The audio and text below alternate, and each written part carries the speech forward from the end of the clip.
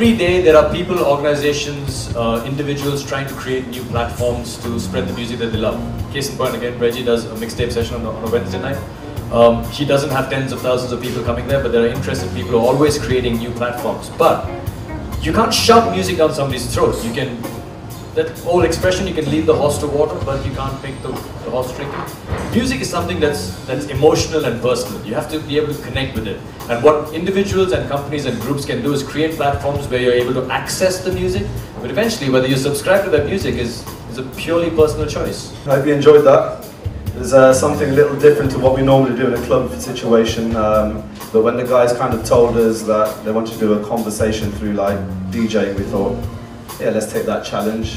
Spent a couple of sleepless nights trying to kind of get all the things rehearsed and stuff, but yeah, went pretty well. First time we've done this, so thank you for being here. We were talking at our other clinic over there about, or masterclass, about just developing chemistry with your own confidence as a player, that you can step in any situation and not only be competent musically, but also personalities mesh. You know, if you have a band that's been playing together, hopefully everybody gets along.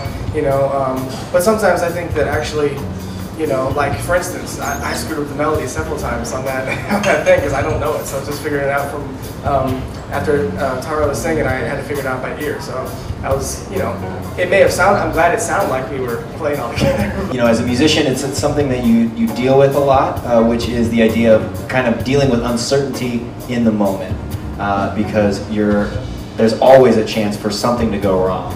But if you're playing with a band, one of the good things about what happened here, like Adam said, like he messed up the melody a little bit.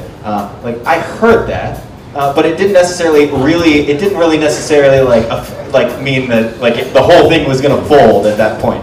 Because I think there's enough trust between the five of us here. I was offered many roles in films. I was offered to VJ. I was offered to model. I was offered.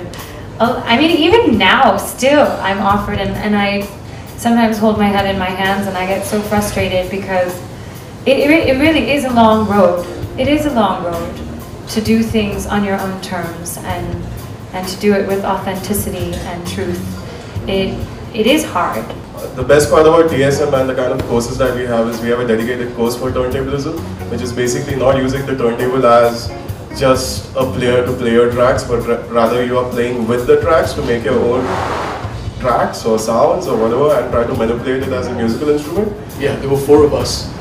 We'd be playing gigs for about 2,000 rupees a gig. 3,000, 5,000 would be like really a huge amount for us in those days, you know. Bass player spends a lot of time backing up everyone else, which is perhaps equally fun, and it gets often just a few minutes to play.